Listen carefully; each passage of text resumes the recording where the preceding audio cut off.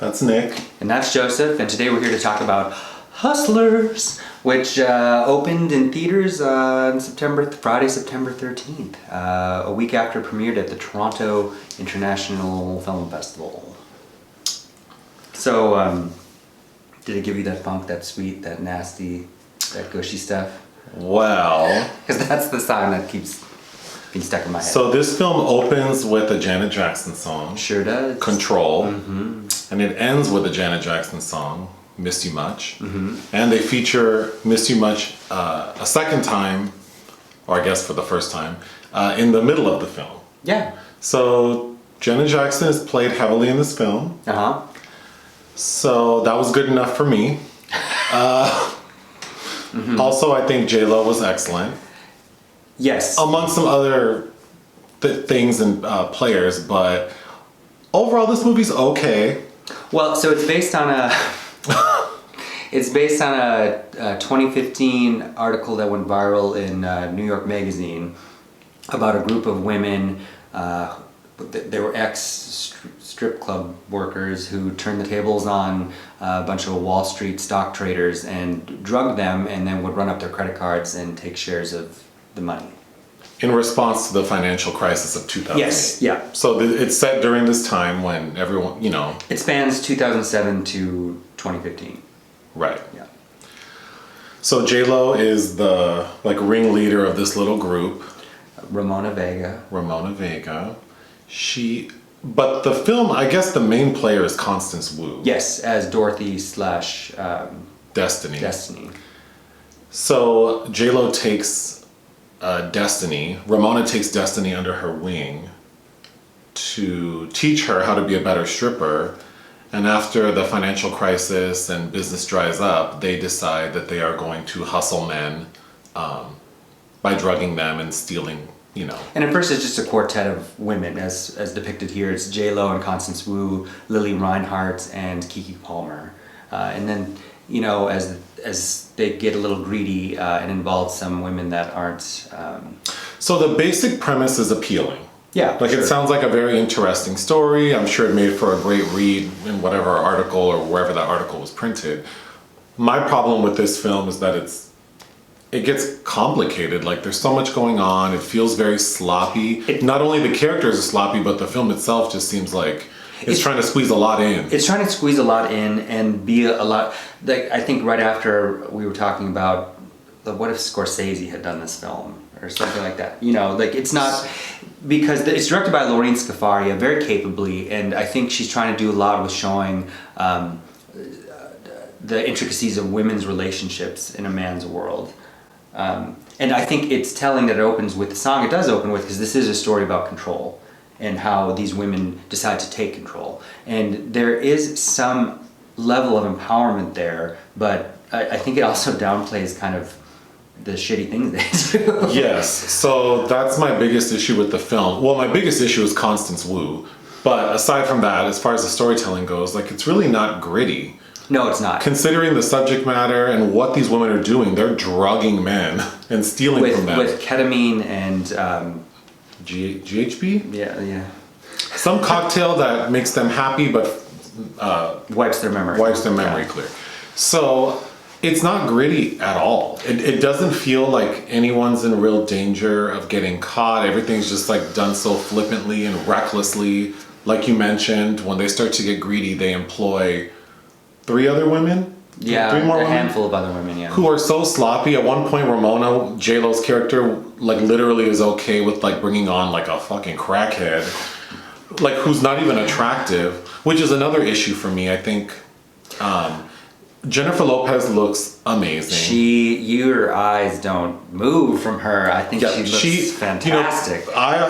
People, and including myself, have mocked her abilities. But I think the one thing she knows how to do is be sexy. Oh yeah, and sultry, and she does that in overtime. But with the context of what this is in, it kind of lends it an extra edge. She is like a wolf stalking the club for prey. She is.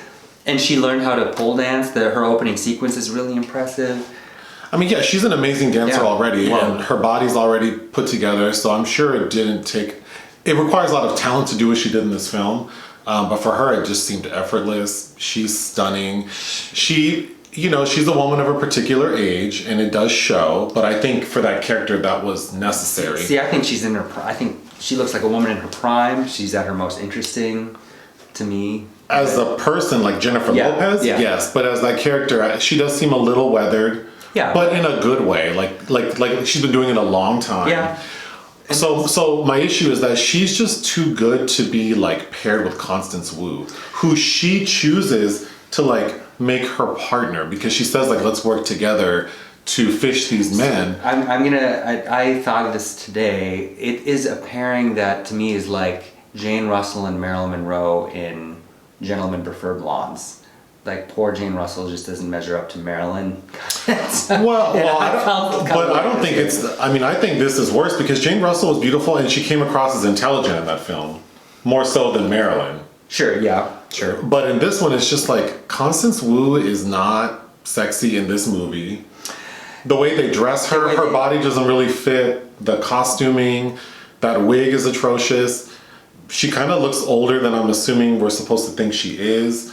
And then paired with J-Lo, who's like so sexy and moves like, it's just like, why would a woman like Ramona want to like latch on to Destiny? I feel like it should be the other way around. It doesn't help that the connection that the screenplay that Scafaria wrote is building on is about, this intense bond that they have, and which Jennifer Lopez does a good job of exuding. But Constance Wu as Dorothy, I think that time and time again the screenplay undermines that. Like, do you remember when she goes away for a while and has a child, and she calls that fat white man to get back in the game? Yes. And he hears her child in the background, and she's like, "Oh, that's somebody else's kid." But there's no.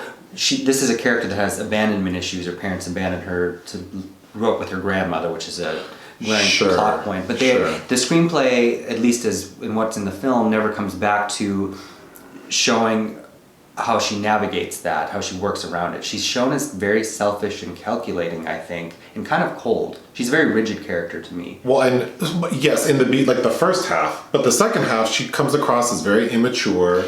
It's really unappealing. So the worst part of the film to me is, for some reason, Julia Stiles is in here trying to save The Last Dance, and oh, you were waiting to pull that out. Actually, that just came to me. Okay. It just occurred to me where she's from when I said it. Mm-hmm.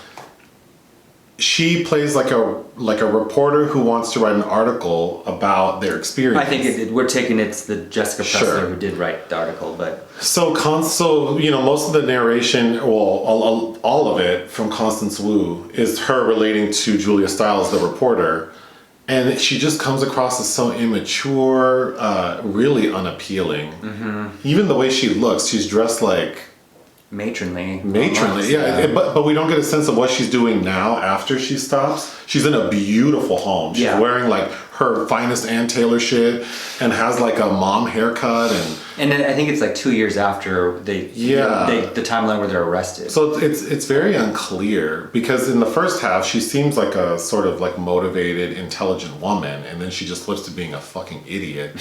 But so J-Lo definitely shines the brightest. I think she does a really good job, like you said. I mean, I feel like this role. We've often talked about the difficulty with Jennifer Lopez as an actor is she's too beautiful to be regular. Yeah. So all these dumb movies she's in, where she's supposed to be like a cashier at the Walmart or Maid Manhattan. Yeah, or like a maid. It just doesn't work. A woman like her wouldn't. It's like watching Halle Berry. Like a woman who looks like Halle Berry would not be struggling the way this woman is. So I think this film, like Ramona, is perfect for Jennifer Lopez. People are. I mean, she's getting Oscar buzz for it. I wouldn't be mad at a Best Supporting Actress nod for that. She did a very good job, but I don't think it was enough to make this film great to me. I think it's her best role since Steven Soderbergh's Out of Sight, which was 20-some years 1998. So, yes, it is. But Constance Wu messes it up. I think there was a lot of stunt casting. I don't know why we needed Lizzo, Cardi B, g-eazy. Well, Cardi B is interesting though because she lived that life and she's talked about, she did that to men, the same thing that these women. Yeah, that's interesting as a conversation, but just to see her on screen, Granted, she delivered her lines better than how she talks like on Instagram. Sure. So I was happy for that. She was still unintelligible in some parts. She's only in like 3 scenes. Yeah, but like I would say of those 3 scenes, I would say there was like 30% I didn't understand what she was saying. Sure, but she gets butts and seats and. Yeah, and she's employed to show Constance how to like ride a man in the chair. I thought she did a good job in Which that. doesn't make sense because that character worked with several other strippers. Right, so yeah, that Destiny is supposed to be like an experienced stripper. Yeah. And she just acts so clueless, carrying around that purse. I just thought she looked like... Oh yeah, she reminded me of like Christina Aguilera in Burlesque when she first gets to the club. But then it's like but Destiny is not a novice to stripping. So why does she seem so green? Keke Palmer. Really, she's good. Yeah, I really like Keke Palmer in general, but she was really good in this. And then they have Oscar winner Mercedes Ruehl, who I haven't seen in forever. Kind of doesn't have anything to She doesn't, but it was nice to see her. The movie has some heart. I don't think it's like... There's some empathy that's built up there. A little bit, but I think the lack of it... It could have been more. Combined with it not being gritty. This is a rated R film, and we don't see like... Fantastic soundtrack, though. And that didn't depend on Jackson. J-Lo, Cardi B, or Lizzo's music. It didn't. But I think I heard Bloody Beetroots in there. You got Bob Seger. I don't know. I'm trying to say Janet Jackson as much as possible, I know so I can flash her picture on the screen. Every time it came on, there was an audible, a trill. Yeah. So the soundtrack's great. Jennifer Lopez is great. The story is intriguing, but I did check my time twice because it did feel like it was getting a little stale, and we already know they're going to get caught, so it's just a matter of time. Sure. And then there's no explanation. Like, we don't really see the consequences except in the end where they explain to us. And Ramona, J-Lo's character, ends up working at Old Navy. I think they got off kind of light. Well, I mean, I'm not mad at what they did. I don't feel bad for how men use women and what these women did to kind of turn the tables. But at the same time, there's collateral damage in there. Not every man is an asshole. The only time I felt anything is one of the men explains, like, he kind of has a bond with Destiny and is talking about his autistic child, and he ends up getting fired for work because they max out his corporate card without him authorizing it. And he's on the phone kind of like crying to her, asking for help. And that was the only moment where I felt a little something. So that's my biggest problem. I don't really feel anything. Their shenanigans are so like flippant. They're just at the club, dropping drugs in people's drinks, and like... And their whole routine is that one of them will sit at the same bar, apparently. It's like the same bar they go to. They'll have a man there, and then they get the man kind of juiced up, and then they go, oh, my sisters are here. And it's like 4 women, all of different ethnic backgrounds, who all are dressed like prostitutes. And it's just like, these men are obviously intelligent, and I know they're thinking with, their penises probably, but this little routine, this little game they're playing seems really obvious. Mm-hmm. So either the women who wrote these true events or the story is based on, were either embellishing how easy this was for them, or for the sake of time, the film made it. Or the film is, but then it just seems like, it's just kind of silly. Maybe it filmed very quickly and they didn't have a lot of locations to do that. Well, I would have almost preferred they focus on 1 or 2 people, because they show like 10 or 15. They do, yeah. Guys, like they run through a bunch of guys who they've scammed. I also don't like that they had to frame it with the journalist. I don't think they need that at all. Yeah, switching back and forth. No, it kills the flow of things. It really does. And Julia Stiles, who I have no problem with, but I think it's the screenplay. Like the lines are all very clunky and obvious, and we're just laying all this exposition.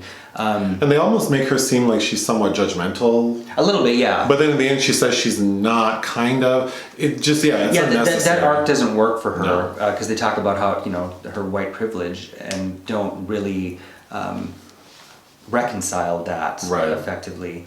It's directed by Lorene Scafaria, whose first movie was Seeking a Friend for the End of the World in 2012, which I remember not liking, particularly for Steve Carell and Keira Knightley become lovers as the world's about to end. Okay. But her last film was The Meddler, 2015 film, which you did see, with Susan Sarandon and Rose Byrne, where Susan Sarandon moves to LA to be close to her daughter. Yes. And you know that felt very realistic, a very lived-in story. With it, and I, you know, say what you will about Susan Sarandon, that was a great performance in that too. So I think this is an interesting move for her, and it will be a major calling card. But Hustlers is a decent film. I think it's worth watching for Jennifer Lopez and Janet Jackson's music. I would give it 2 and Keke a half. Palmer. And Keke Palmer, yes, Mercedes, like the car. So I would give it 2.5 out of 5 stars. I'd give it the same. All right. All right. Bye. Bye.